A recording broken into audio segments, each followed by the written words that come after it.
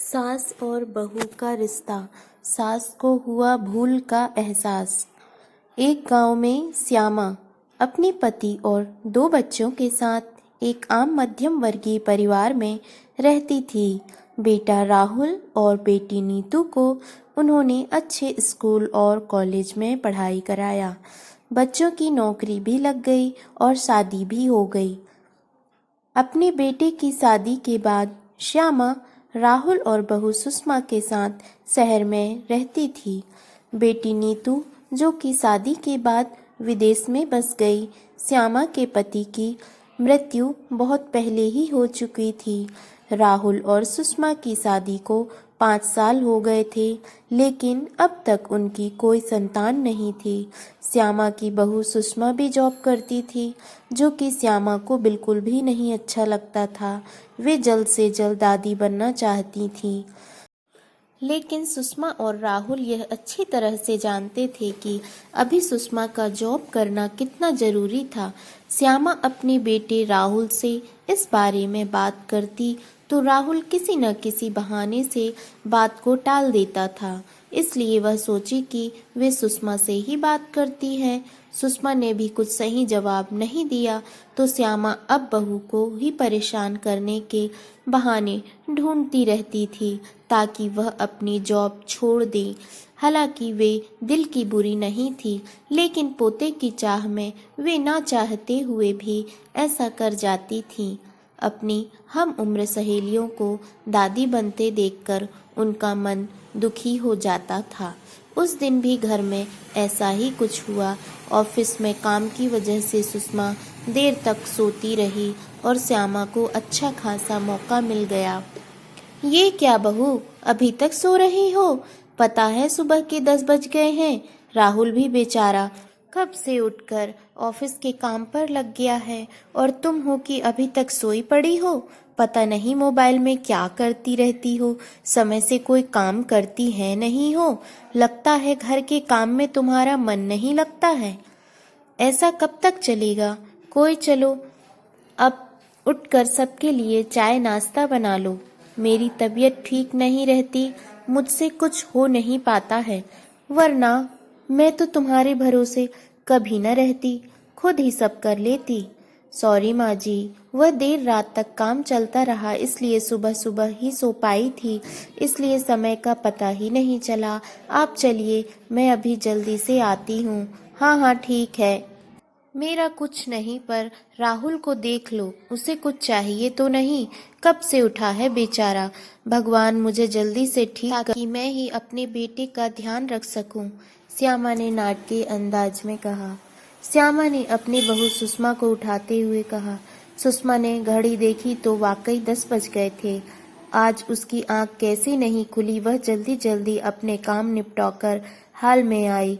राहुल अपने लैपटॉप के साथ ऑफिस के काम कर रहा था। उसने किचन में जाकर चाय नाश्ता बनाया और फिर रात के बर्तन साफ किए और झाड़ू पोंछा करके नहाने चली गई।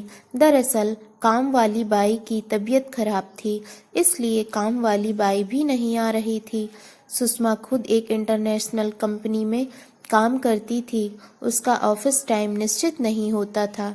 अधिकतर उसे रात में देर तक काम करना होता था। कल भी उसका काम देर तक चलता रहा, इसलिए वह देर तक सोती रही। एक दिन सुषमा बहुत जरूरी काम से बाहर गई थी और उसी समय श्यामा की सहेली भी उनके घर आई थी। तो श्यामा और उसकी सहेली सिया घर परिवार के बारे में बात कर रही थी। उसकी सास सुषमा के बारे में बात कर रही थी। तभी सुषमा दरवाजे पर पहुंची ही थी कि उसने सब सुन लिया जो उसकी सास सहेली से बता रही थी। अरे सिया, तुम भी अपनी बहू को ज्यादा सर पर मत बैठाओ। बहू को ज्यादा उड़ने दोगी तो कल को अपनी नौकरी के चक्कर में वह तुम्हें ही घर की नौकरानी बनाकर छोड़ेगी। मैं तो भाई शुरू से ही सुषमा के नौकरी करने के खिलाफ थी। अब करे नौकरी शौक से, पर साथ साथ घर के काम भी करे। मैं तो बदन दर्द का बहाना बनाकर बैठ जाती हूँ, नहीं तो सारे काम का बोझ मेरे सिर पर आ गिरता। मैं कोई मुफ्त की नौकरानी थोड़े ही हूँ। मैं तो कहती हूँ तुम भी यही किया करो। की बात सुनकर सुषमा की आंखों में आंसू आ गए। वह जिस सास को बीमार समझकर उनकी दिन रात सेवा करती है, उन्हें एक गिलास तक उठाने नहीं देती है, सारा दिन घर का और रात को ऑफिस का काम करके थकान से चूर होकर भी उफ तक नहीं करती, उसका यह फल मिला है उसे। माना वे मेरी नौकरी के खिलाफ हैं, मगर यदि होम लोन ना लिए होते तो वह भी कभी नौकरी नहीं करती। राहुल का बोझ कम करने के लिए ही तो वह नौकरी कर रही थी। खैर, अभी के मुश्किल समय में वह सास से किसी भी बात पर बहस नहीं करना चाहती थी जिससे घर का माहौल खराब हो, इसलिए वह उनकी बात को नज़रअंदाज करके वहां से चली गई। लेकिन उसकी नज़रों में श्यामा की इज्जत जरूर कम हो गई थी। दूसरे दिन सुबह सुबह श्यामा की बेटी नीतू का विदेश से फोन आ गया। नीतू की सास उसके पास आई हुई थी। आदत के अनुसार श्यामा ने जैसे ही नीतू की सास की बुराई करनी चाही, वैसे ही नीतू ने उन्हें डपट दिया। माँ, आप बिल्कुल भी माँ जी के बारे में अनाप शनाप नहीं बोलेंगी। पता है आपके चक्कर में आकर मैंने उनके साथ कितना बुरा व्यवहार किया था, लेकिन आज मुझे उनकी कीमत पता चल गई है। तुम तो उनके यहाँ पर आने के खिलाफ थी, मगर आज अगर वो यहाँ नहीं होती ना माँ, तो ना जाने हमारा क्या हाल होता।